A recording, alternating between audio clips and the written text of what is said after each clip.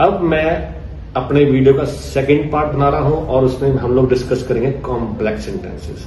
अब complex sentences क्या होते हैं पहले मैं आपको वो बताऊंगा। A complex sentence is a sentence that has one main idea, जिसको कि हम लोग बोलते हैं इंडिपेंडेंट क्लॉज। मतलब इसका एक मेन आइडिया होता है जिसको बोलते हैं इंडिपेंडेंट क्लॉज, एंड वन और मोर एक्स्ट्रा आइडियाज जिसको कि हम लोग बोलते हैं डिपेंडेंट क्लॉज। मतलब कि एक इंडिपेंडेंट क्लॉज होता है और इसके एक या दो डिपेंडेंट क्लॉज होते हैं, उसको हम लोग बोलते हैं कॉम्प्लेक्स सेंटेंस। कंपाउंड में क्या होता है, दो इंडिपेंडेंट क्लॉज दो सिंपल सेंटेंसेस को जोड़ते हैं। अब कॉम्प्लेक्स में क्या होता है, कॉम्प्लेक्स में एक इंडिपेंडेंट होता है और उसके बाद उसके क्या हो सकते हैं, उसके डिपेंडेंट क्लॉज होते हैं। मतलब उसके ऊपर एक दो सेंटेंस ऐसे होते हैं जो उस सेंटेंस के ऊपर डिपेंड करते हैं। उसके बाद फिर उसका इंडिपेंडेंट क्लॉज उस सेंटेंस में आ सकता है। वो बहुत ही ज्यादा कॉम्प्लेक्स होता है, अभी हमने उसमें नहीं जाना। अभी हमने यहीं पे रहना है कि एक इंडिपेंडेंट क्लॉज और उसके दो डिपेंडेंट क्लॉज होते हैं। अब क्या होता है कि इन सेंटेंसेस को जोड़ने के लिए हमें क्या जरूरत पड़ती है, फिर हमें कंजंक्शंस की जरूरत पड़ती है। जो हमने कंपाउंड सेंटेंस में कंजंक्शन किए थे वो भी कॉम्प्लेक्स में लग सकते हैं, उसके अलावा और भी कंजंक्शन लगते हैं और वो पहले मैं आपको बताऊंगा कि कौन कौन से लग सकते हैं। सबसे पहले हम लोग डिस्कस करेंगे कोरिलेटिव कंजंक्शन लिस्ट। मतलब ये कंजंक्शन होते हैं और इनको बोलते हैं कोरिलेटिव कंजंक्शन। अब इसमें क्या इसको क्या कहा जाता है और इसमें कौन कौन से वर्ड्स आते हैं। Correlative conjunction are pairs of conjunction. मतलब ये एक पेयर होते हैं कंजंक्शन का, मतलब कि दो वर्ड्स होते हैं, दो वर्ड्स को पेयर बोला जाता है।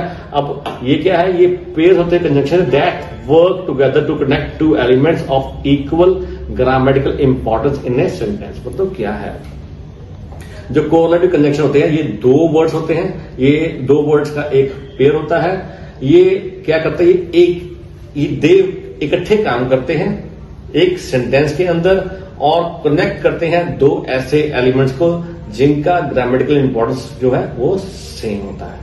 इसको हम लोग डिटेल में करेंगे फिर कभी। अभी तो मैंने आपको सिर्फ वर्ड सिखाने हैं और आपको बताना है कि कॉम्प्लेक्स क्या होता है। अब इसमें क्या क्या वर्ड आते हैं, इसमें आ सकता है नीदर नॉर, ना ये ना ही वो, इनको क्या बोलते हैं, ये है कोरिलेटिव कंजंक्शन लिस्ट। एक होता है नॉट ओनली बट आल्सो, ना केवल बल्कि वो भी। एक होता है एज, ये होता है जैसा। एक होता है बोथ एंड, बोथ भी और एंड भी, दोनों या फिर और। एक होता है वेदर और या फिर साथ लगता है और। ये होता है चाहे ये या वो, और अगर ईदर और दूसरा होता है और, या तो ये या वो। अब ये देखिए ये पेयर है नीदर और नॉट का, दो वर्ड्स हैं इनका पेयर, ये इकट्ठे लगते हैं और सेंटेंस में लग के ए सेंटेंस का मीनिंग बनाते हैं। और ये क्या बनाते हैं, एक को एक इंडिपेंडेंट क्लॉज होता है और दूसरा क्या बनता है, डिपेंडेंट क्लॉज। एक नॉट ओनली बट आल्सो। एक जो एज है ये पेयर में नहीं है लेकिन ये आता है एज दिस और एज दैट, तो दोनों एज है, इसलिए मैंने आपको दो एज नहीं लगाए, यहां पे एक ही एज लगा दिया। चाहता तो मैं ऐसे भी इसको पेयर बना सकता था एज करके, जैसा जैसा, मतलब ये पेयर में आता है। और उसका आता बोथ और एंड, ये पेयर में आ गया। वेदर और ये पेयर में आ गया। ईदर और ये पेयर में आ गया। आगे चलते हैं। एक इसमें कंजंक्शन यूज होते हैं, वो होता है सबऑर्डिनेटिव कंजंक्शन। अब इसकी एक लिस्ट है जो मैं नीचे बनाई है, पर मैं आपको पहले बताऊंगा सबऑर्डिनेटिव कंजंक्शंस क्या होते हैं।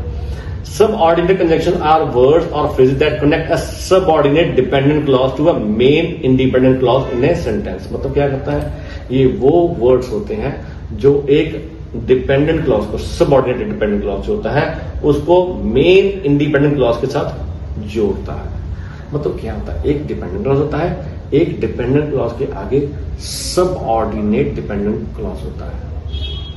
सबऑर्डिनेट क्या होता है ये मैं आपको बाद में समझाऊंगा।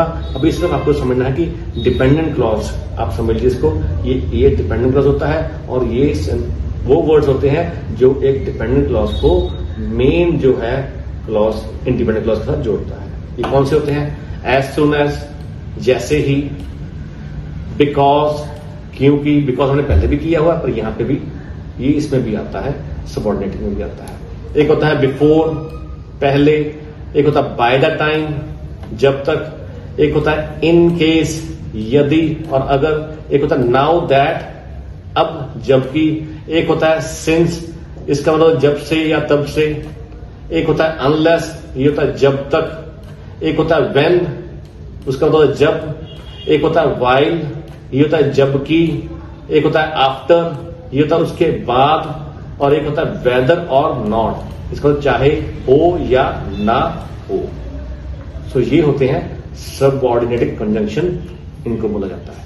अब इसके बाद एक और कंजंक्शन की लिस्ट आती है जिसको बोलते हैं कंजंक्टिव एडवर्ब्स लिस्ट। अब ये क्या होते हैं? कंजंक्टिव एडवर्ब्स क्या होते हैं?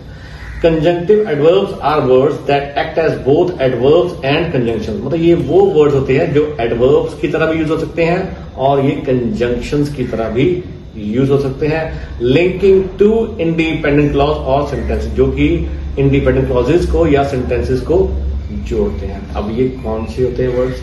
एक होता है बिसाइड्स, इसके अलावा। एक होता है फाइनली, अंत। एक होता है हाउएवर, हालांकि।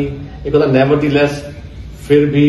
एक होता है देन, तब। एक होता है देयरफॉर, इसलिए। एक होता है कॉन्सिक्वेंटली, परिणाम स्वरूप। और एक होता है आफ्टर ऑल, आखिरकार।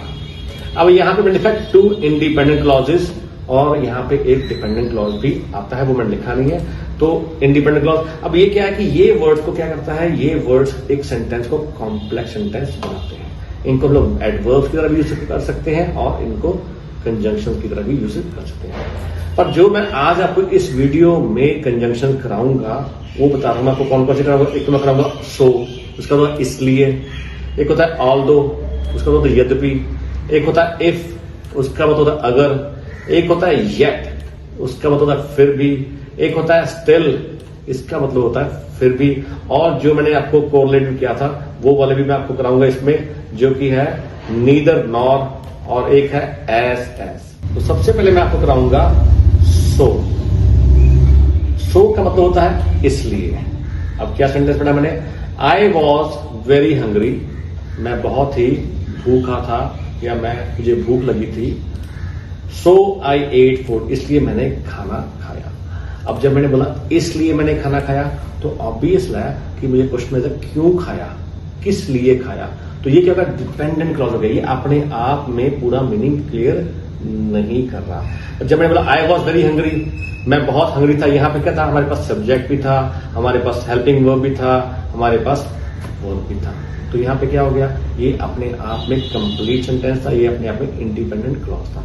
और जब मैंने बोला सो आई एट फूड, तो मतलब मैंने किस लिए खाना खाया ये मुझे बताना जरूरी हो गया। तो इसलिए क्या होगा? ये हो गया डिपेंडेंट क्लॉज और इसके लिए हमें चाहिए था एक इंडिपेंडेंट क्लॉज। तो मैंने यहां पर लगा दिया I was very hungry so I ate food, मतलब मुझे भूख लगी थी इसलिए मैंने खाना खाया। और ये 2 सेंटेंस थे, एक था आई वॉज वेरी हंग्री और एक था सो आई एट फूड, जो कि डिपेंडेंट क्लॉज था। आगे हम लोग सेंटेंस करेंगे ऑल्दो यूज कर देंगे। ऑल्दो का मतलब यद्यपि। अब ये क्या सेंटेंस में है? Although he was ill he still worked. अब यहां पे 2 सेंटेंस थे, एक था ऑल्दो ही वॉज इल और दूसरा था ही स्टिल वर्कड। अब यहां पे देखिए ही स्टिल वर्क जो है ये अपने आप में इंडिपेंडेंट क्लॉज है। यहां पे था ही भी था और सब्जेक्ट भी था मतलब, और हमारे पास वर्ब भी था। और ये कंप्लीट सेंटेंस है कि उसने फिर भी काम किया। और जब मैंने ऑल्दो लगा दिया, ऑल्दो क्या है? ऑल्दो एक कंजंक्शन है। और जब मैंने ऑल्दो लगा दिया ऑल्दो ही वॉज इल, यद्यपि वह बीमार था, तो ये अपने आप में पूरा सेंटेंस क्लियर नहीं होता। मतलब इसमें क्वेश्चन अराइज बाय, अगर क्योंकि वो बीमार था, यद्यपि मतलब होता क्योंकि वो बीमार था, तो क्वेश्चन आ रहा है कि तो इट मीन्स कि वो सेंटेंस पूरा कंप्लीट है ही नहीं। तो हमें क्या चाहिए? कंप्लीट सेंटेंस करना है, क्योंकि ये सेंटेंस अपने आप में कंप्लीट बता ही नहीं रहा, हमें पूरी सेंस बता ही नहीं रहा। तो उसके लिए हमें चाहिए था एक इंडिपेंडेंट क्लॉज, वो था ही स्टिल वर्क। तो ये इससे बनते हैं कॉम्प्लेक्स सेंटेंस, ऐसे बनते हैं कॉम्प्लेक्स सेंटेंस। इसी को कॉम्प्लेक्स सेंटेंस बोलते हैं, जिसमें कि हमें इंडिपेंडेंट क्लॉज भी चाहिए और हमें उसमें एक कंजंक्शन लगाएंगे और उस पर एक डिपेंडेंट क्लॉज बनाएंगे। अब ऐसे सेंटेंस अगर आप अपनी राइटिंग में यूज करेंगे, ऐसे सेंटेंस आप अपने कम्युनिकेशन में यूज करेंगे, तो ऑब्वियस है दूसरे को सुनको अच्छा लगेगा। जो बच्चे आईएलटीएस करते हैं वो जब ये सेंटेंस बनाएंगे अपने, वो जब ये सेंटेंस लिखेंगे या बोलेंगे स्पीकिंग में, तो ऑब्वियस है उनके बैंड्स हाई होते जाएंगे, क्योंकि दूसरों को पता है कि इनको सेंटेंस बनाने आते हैं, इनको कंपाउंड सेंटेंस बनाने भी आते हैं और इनको कॉम्प्लेक्स सेंटेंस बनाने भी आते हैं। और उनको यही चाहिए होता है अपनी राइटिंग में और यही चाहिए होता है आपके स्पीकिंग में। आगे हम लोग यूज करेंगे इफ। अब क्या है, if it rains then we will stay inside और we will go to the mall. अब यहां पे देखिए 3 सेंटेंस थे, कौन कौन से? इफ इट रेन्स, उसके बाद आ गया पूरा एक सेंटेंस आ गया इंडिपेंडेंट वाला, कौन सा है? We will stay inside. ये अपने आप में पूरा का पूरा सेंटेंस कंप्लीट है कि हम लोग अंदर रहेंगे। अब क्यों रहेंगे? ये सेंटेंस एक क्वेश्चन अराइज ही नहीं हो रहा। दूसरा, we will go to the, हम लोग मॉल जाएंगे, तो ये भी क्या हो गया, अपने आप में इंडिपेंडेंट है, ये पूरा का पूरा मीनिंग बता रहा है। तो लेकिन जब लोग इफ इट रेन, अगर रेन हुई, अब क्वेश्चन आ रहा है अगर रेन हुई तो क्या?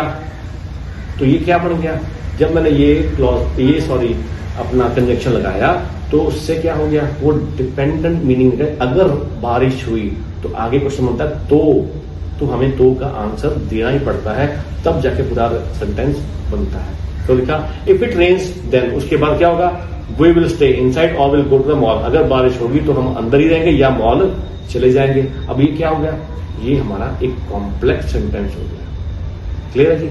आगे चलते हैं। आगे मैंने एक सेंटेंस बनाया है, शी स्टडीड हार्ड, और दूसरा सेंटेंस था she did not pass the test. यहां पे मैंने क्या किया था, पहले पूरा सेंटेंस बनाया, उसको अलग अलग तोड़ के आपको बताया कि कौन कौन सेंटेंस को जोड़ा गया। अब मैंने क्या किया, 2 अलग अलग सेंटेंस लिए हैं और उसको जोड़ूंगा, फिर आपको बताऊंगा कैसे कॉम्प्लेक्स बनाया। शी स्टडीड हार्ड, ये अपने आप में कंप्लीट सेंटेंस है। शी डिड नॉट पास, उसने टेस्ट पास नहीं किया, ये भी अपने आप में कंप्लीट सेंटेंस है। अब मैंने क्या किया, अब यहां पे येट लगा दिया, तो क्या हो गया, देखो, she studied hard yet she did not pass the test. अब ये येट का मतलब क्या होगा, फिर भी वह परीक्षा पास ना कर सकी, फिर भी वह परीक्षा नहीं पास कर सकी। मतलब जब फिर भी वह पास, तो आप उसे क्यों नहीं कर सकी, क्या ऐसा करना किया, क्या उसने किया? तो मैंने ये बन गया, जैसे येट लगाया तो ये बन गया हमारा डिपेंडेंट क्लॉज। अब इसको क्या चाहिए, एक इंडिपेंडेंट क्लॉज चाहिए, तो मैंने इसके बाद क्या लगा, सबसे पहले लगा दिया, उसने कड़ी मेहनत की, शी स्टडीड हार्ड, ये क्या होगा, इंडिपेंडेंट क्लॉज। अब येट लगा के मैंने कहा उसने फिर भी वह परीक्षा पास न कर सकी, मतलब मेहनत करने के बावजूद भी वो परीक्षा पास नहीं कर सकी, ये बन गया हमारा कॉम्प्लेक्स सेंटेंस। जब मैंने येट कंजक्शन यूज किया तो इसने इसको कॉम्प्लेक्स सेंटेंस बना दिया। उसने ये वाले जो सेंटेंस शी डिड नॉट पास है, इसको डिपेंडेंट क्लॉज बना दिया येट। तो उसके लिए हमें क्या चाहिए था, एक इंडिपेंडेंट क्लॉज, और वो मैंने यहां पे लगा दिया। क्लियर है जी? अब हम करेंगे स्टिल से। सिमिलर सेंटेंस है येट वाला, जैसे he is very hard working, still he did not get success. वह बहुत मेहनती है, फिर भी उसे सफलता नहीं मिली। अब यहां पे सेंटेंस क्या था, he is very hard working, ये हो गया अपने यहां पे पूरा कंप्लीट सेंटेंस, ये हो गया हमारा यहां पे independent clause. Still he did not success, फिर भी उसे सफलता न मिली, तो हम लोग पूछेंगे क्यों नहीं मिली। फिर भी जब लगा दिया हमने सेंटेंस में, फिर भी उसे नहीं मिली सफलता, इट मीन्स कि ये डिपेंडेंट हो गया। क्यों नहीं मिली, इसका आंसर अराइज हो रहा है और उसका आंसर भी हमें सेंटेंस में देना ही पड़ेगा। और जब हम सेंटेंस को इंडिपेंडेंट क्लॉज दे देंगे तो अपने आप में एक कंप्लीट सेंटेंस बन जाएगा और दूसरे को पता चल जाएगा कि आप बोल रहे हैं, और इसी को बोलते हैं कॉम्प्लेक्स सेंटेंस। क्लियर है जी? आगे हम लोग यूज करेंगे नीदर और नॉट। जैसे कि मैंने आपको यहां पे ऊपर कराया था, ये वाले नीदर नॉट वाले, मैंने ये लोग थे कोरिलेटिव, मैं उसी में से 2 को उठा रहा हूं, एक नीदर नॉट को और एक एज को, ये आपको समझाने के लिए, ताकि ये इसको कोरिलेटिव कंजंक्शन क्या होता है और कैसे यूज करते हैं। सो आप देखिए, इसको मैंने यहां पे यूज किया है नीदर और not. I neither like coffee nor T. अब ये 2 सेंटेंस था, यहां पे क्या था, आई डोंट लाइक कॉफी और आई डोंट लाइक टी। अब 2 सेंटेंस थे। अब मैंने इनको क्या किया, इनको कोरिलेटिव कंजंक्शन यूज करके मैंने इनका एक सेंटेंस बना दिया, और मैंने कहना neither I like coffee nor I like T. Clear है जी? अब आगे चलते हैं, एज, जो मैंने बताया आपको एज। यहां पे क्या सेंटेंस बना मैंने, the car travels as fast as the train.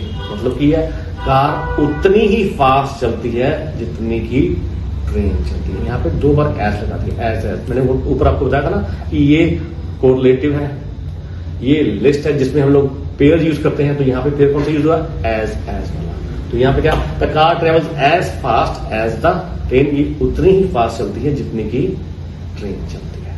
So hopefully आपको अब समझ आ गया होगा कि कॉम्प्लेक्स सेंटेंस कैसे बनाते हैं, कौन कौन से कंजंक्शन हमने यूज करने थे। ये सब लिस्ट मैंने आपको इस वीडियो में दे दी है। कोई सा भी आप लिस्ट उठा के उस तरह, मतलब हर सेंटेंस में सेम कंजंक्शंस नहीं लगते, हर सेंटेंस में डिफरेंट लगते हैं। आपको थोड़ा सा मेहनत करनी पड़ेगी कि कौन कौन से कंजंक्शन कहाँ पे यूज होते हैं। सो होपफुली इस वीडियो से आपको मैंने काफी कुछ क्लैरिफाई कर दिया कि कॉम्प्लेक्स सेंटेंस क्या होते हैं। अगर आप कॉम्प्लेक्स सेंटेंसेस यूज करेंगे तो आपकी राइटिंग और कम्युनिकेशन स्किल्स बहुत ही बढ़िया हो जाएगी। So if you like this video, please subscribe my channel, do share this video with your friends, and I will see you in the next video very soon. See you.